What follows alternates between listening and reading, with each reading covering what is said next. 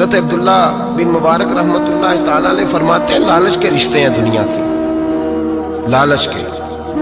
آپ کے انتقال کا وقت آیا تو اماں بڑا رو رہی تھی۔ عبداللہ بن مبارک رحمت اللہ علیہ اپنی اماں سے کہنے لگے اماں تو کیوں روتی ہے، تیرے تو اور بھی بیٹے ہیں،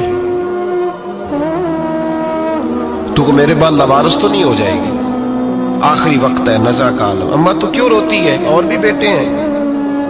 تو اماں کہنے لگی بیٹا اور بھی بیٹے ہیں، پر جس طرح کا دھیان تو رکھتا تھا وہ نہیں رکھتے، جس طرح وقت پہ دوائی تو لا کے دیتا تھا وہ نہیں لا کے دیتے، جس طرح تو میرے کھانے پینے کا خیال رکھتا تھا وہ۔ کہنے لگے اچھا اماں اس کا مطلب ہے تو مجھے نہیں رو رہی، تو اپنی ضرورتوں کو رو رہی ہے کہ روٹی کون دے گا، کھانا کون لائے گا، دوائی، میں سمجھا تھا شاید مجھے رو رہی ہے۔ بیوی سے پوچھا تو کیوں رو رہی ہے، تو کہنے لگی تیری وجہ سے میری بادشاہی تھی، تو موجود ہے تو خاندان میں معاشرے میں میرا ایک وقار ہے، تیرے بعد تو بیوہ کی زندگی ہوگی۔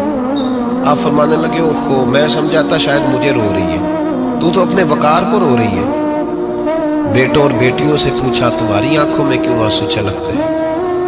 کہنے لگے ابا جس پیار سے باپ شادی کرتا ہے دوسرا کوئی نہیں کر سکتا، اور جس محبت سے باپ لا کے کما کے دیتا ہے دوسرا کوئی نہیں دے سکتا۔ فرمانے لگے اوہو میں سمجھا تھا مجھے رو رہے ہو، تم تو شادیوں کو رو رہے ہو، میرے ساتھ تو تعلق ہی نہیں۔ پھر عبداللہ بن مبارک رونے لگے اور پھوٹ کے روئے۔ کسی نے کہا آپ کیوں روتے ہیں؟ فرمایا آج سمجھ آئی ہے میرے ساتھ اگر بے لوث رشتہ ہے تو یا خدا کا ہے یا محمد مصطفیٰ کا ہے صلی اللہ علیہ وسلم، آج سمجھ آئی ہے۔ وہ میں نے جن کے ساتھ تعلق مضبوط کیا ہی نہیں، کبھی فجر چھوڑی، کبھی زور چھوڑی، کبھی ایک رہ گیا، کبھی وہ رہ گیا، کبھی داڑھی کا پروگرام بنا، کبھی رہ گیا، جن کے ساتھ میں کمزور تھا وہ میرے ساتھ مضبوط تھے، اور جن کے ساتھ میں مضبوط تھا ان کا میرے ساتھ کیا حال تھا۔ یہ کمزوری ہے رشتوں میں، وفا نہیں۔ ہمیں تو بھائی کام پیارا ہے، چم نہیں۔ بالکل بچے شکایت کرتے ہیں، کہتے ہیں ابا کماؤ پتر سے پیار کرنے لگا ہے، بچے شکوا کرتے ہیں، کہتے ہیں جو آدمی جیب میں زیادہ پیسے ڈالتا ہے ابا جی کا پیارا ہے۔ باپ شکوا کرنے لگے ہیں، کہتے ہیں میں مالدار ہوتا تو میرے بچے بھی فرما بردار ہوتے۔ رشتوں کو روح کا رشتہ بنائیں، وفا کا رشتہ بنائیں، وفا کا۔